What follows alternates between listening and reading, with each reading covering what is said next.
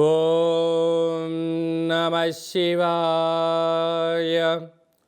ఓం నమో నారాయణాయ. ఓం స్వర్ణాకర్షణ కాళభైరవాయ నమో నమః. ఓం కాళకాళాయ విద్మహే కాళాతీతాయ ధీమహి తన్నో శ్రీ స్వర్ణాకర్షణ కాళభైరవ ప్రచోదయాత్. హరి ఓం. మా ఛానల్కి స్వాగతం. చూస్తున్న వీక్షకులకు ప్రేక్షకులకు ప్రియ కాళభైరవ భగవద్బంధులకి స్వాగతం పలుకుతూ మమ్మల్ని ఎంతగానో ఆదరిస్తూ ఉండబడినటువంటి ప్రియ సోదర సోదరీమణులకు అందరికీ కూడా నూతన ఆంగ్ల సంవత్సర శుభాకాంక్షలు.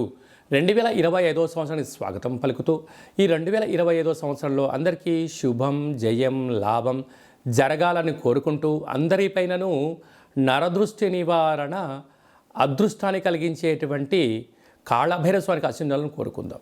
అలాగనే 2025 1-1-2-4-6 అనేటువంటి పరిస్థితుల ప్రకారంగా పూర్తిగా కలిపినట్లయితే 5-4-9 అవ్వడం వలన విశేషమైన పూర్ణ సంఖ్య అంటారు.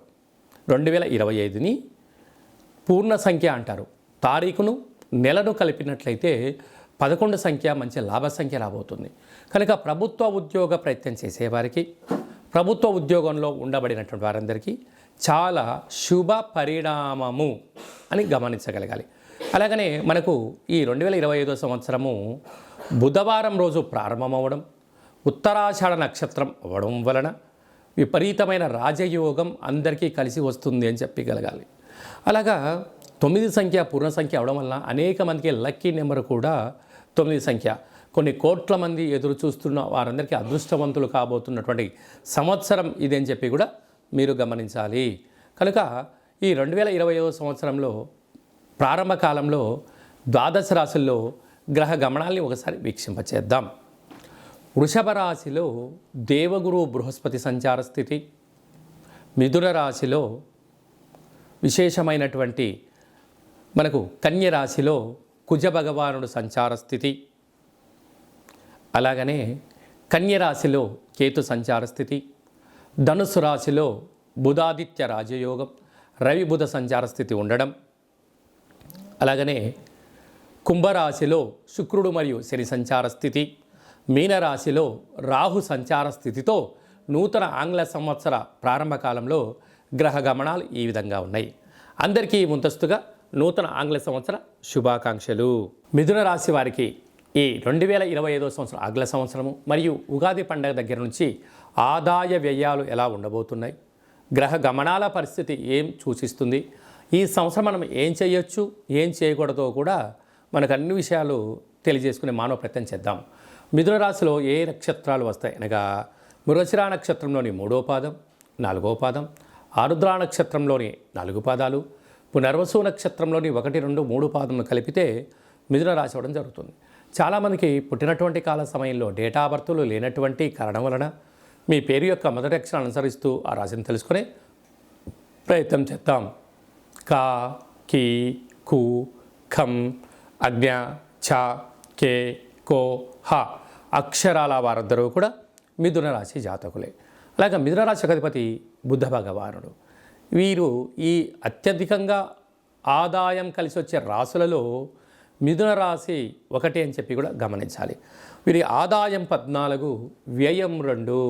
అంటే 14 రూపాయలు సంపాదిస్తే కేవలం 2 రూపాయలు మాత్రమే ఖర్చు అవుతున్నాయి, 12 రూపాయలు మిగులుతున్నాయి. కనుక స్థిరాస్తులు, చరాస్తులు, బంగారు ఆభరణాలు, సువర్ణపు బంగారు వస్తువులు, షేర్లు, పెట్టుబడులు, నూతనమైన కార్యక్రమాలు, విలాసవంతమైన ఆధ్యాత్మికమైన తీర్థయాత్రలు చేస్తూ జీవితాన్ని ఆనందంగా ఆరోగ్యంగా కాపాడుకునే వారు మిథున రాశి వారని చెప్పి కూడా గమనించాలి. అలాగే రాజ్యపూజ్యం 4, అవమానం 3. ఆధ్యాత్మికంగా ధర్మబద్ధంగా విశేషంగా ఉండబడిన వారందరికీ కూడా ఈ సంవత్సరం చాలా మంచి కాలము అని చెప్పి గమనించాలి. అలాగా మన కందాయ ఫలితాన్ని పరిశీలించినట్లయితే పునర్వసు నక్షత్ర జాతకులకు ఆగస్టు నుండి డిసెంబర్ వరకు మధ్యసున్న కారణం వలన మనోవేదన, ఎవరిని నమ్మాలి ఎవరిని నమ్మకూడదు, ఏం చేయాలి ఏం చేయకూడదు అనేటువంటి సందిగ్ధత ఉండే పరిస్థితి ఉంటుంది. ఆధ్యాత్మికంగా ఉండే మానవ ప్రయత్నం చేయండి. అలాగనే ఈ మిథున రాశి వారికి గ్రహ గమనాల అనుకూలంగా ప్రకారంగా వీరికి అర్ధాష్టమ కేతు, భాగ్యంలో శని, లాభంలో రాహు, విశేషమైన రాజ్యస్థానంలో రాహు, వ్యయంలో దేవగురు బృహస్పతి సంచారంతో ఉంటూ ఈ 3 మాసాలు అయిన తర్వాత గ్రహ గమనాల్లో అనేక రకాల మార్పులు కలుగుతున్నాయి. ఎందుకనగా సస్యాధిపతి బుధుడు, నీరసాధిపతి బుధుడు, గజాధిపతి బుధుడు, దేశాధిపతి బుధుడు, గ్రామాధిపతి బుధుడు, పంచమ అధిపతి అయిన బుధుడు అవ్వడం వలన మిథున రాశి వారికి గ్రామ, రాష్ట్ర, దేశ, ప్రపంచ స్థాయిలో ఎక్కడికి వెళ్ళినా మీరు రారాజులుగా, వ్యాపారవేత్తలుగా, దిగ్గజాలుగా, విజయకేతనం మిథున రాశి వారు సొంతమయ్యే పరిస్థితి అధికంగా ఉంటుంది. కనుక ఇలాంటి కాల సమయంలో మౌనంగా ఉండడం, ధ్యానంగా ఉండడం, పూజా కార్యక్రమంలో పాల్గొనడం, ప్రశాంత జీవన వాతావరణం ఏర్పాటు చేసుకోవడం వలన ఉగాది పండగ నుంచి వీరికి రాశిలోకే గురువు రావడం వలన మంచి యోగము, తృతీయంలో కేతు ఉండడం వలన తల్లిదండ్రులతో, అన్నదమ్ములతో, అక్కాచెలతో స్థిరచరాస్తులు వీరి సొంతమవ్వడం, భాగ్యస్థానంలో రాహు, రాజ్యస్థానంలో శని భగవానుడు.